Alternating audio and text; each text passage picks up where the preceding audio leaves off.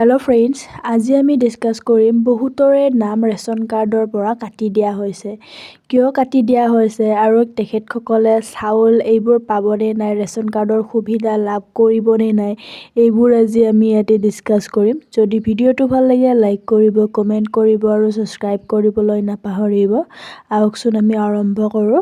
হিমন্ত বিশ্ব শৰ্মা ছাৰে কৈছিলে যে আপুনি যি আপোনাৰ পাবলগীয়া আছে, যেনে আপোনাৰ যদি ৰেচন কাৰ্ডৰ সা-সুবিধা বা আপোনাৰ অৰুণোদয় বা আপোনাৰ যিকোনো সুবিধা চৰকাৰৰ পৰা লাভ কৰে, সেইবোৰ সুবিধা আপোনালোকে 1 আগষ্টৰ পৰা লাভ কৰিবলৈ পাৰিব।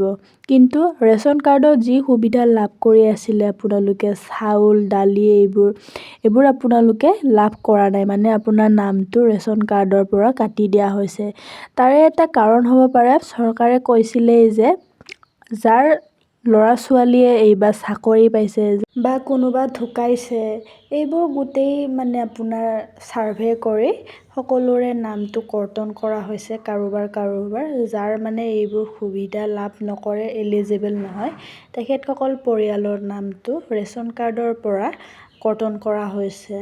এতিয়া আপোনালোকে এইবোৰ যদি আপোনালোকে হৈছে বা কোনোবা ঢুকাইছে, কোনোবা চাকৰি পাইছে, তেখেতসকলে এই সুবিধাটো আৰু লাভ নকৰিব। তেখেতৰ নামটো ডাইৰেক্ট কাটি দিয়া হৈছে ৰেচন কাৰ্ডৰ পৰা। ৰেচন কাৰ্ডৰ সুবিধা আৰু আপোনালোকে লাভ নকৰিব, কাৰণ চৰকাৰে কৈছে যে এই ৰেচন কাৰ্ডটো অনলি দৰিদ্ৰ লোকসকলৰ কাৰণে আৰু যোনসকলৰ চৰকাৰী চাকৰি নাই ঘৰত, তেখেতসকলেহে এই সুবিধাটো লাভ কৰে। যদি আপোনাৰ এইখিনি সুবিধাটো লাভ কৰা নাই, তেতিয়াহ'লে সেই কাৰণ হ'ব পাৰে। আৰু যদি বেলেগ কাৰণ হৈছে, এইখিনি কাৰণ আপোনালোকৰ নহয়, তেতিয়াহ'লে আপোনাৰ ফিংগাৰপ্ৰিণ্ট আপোনালোকে তাতে দিব যাব, য'ত আপুনি ৰেচন কাৰ্ড লাভ কৰে, তাতে আপোনালোকে ফিংগাৰপ্ৰিণ্ট দিব বা কিবা যদি কাগজ খোজে, কাগজখিনি আপোনালোকে জমা দিব। তেতিয়া আপোনালোকে নিশ্চয় লাভ কৰিবলৈ পাৰিব ৰেচন কাৰ্ডৰ সুবিধা।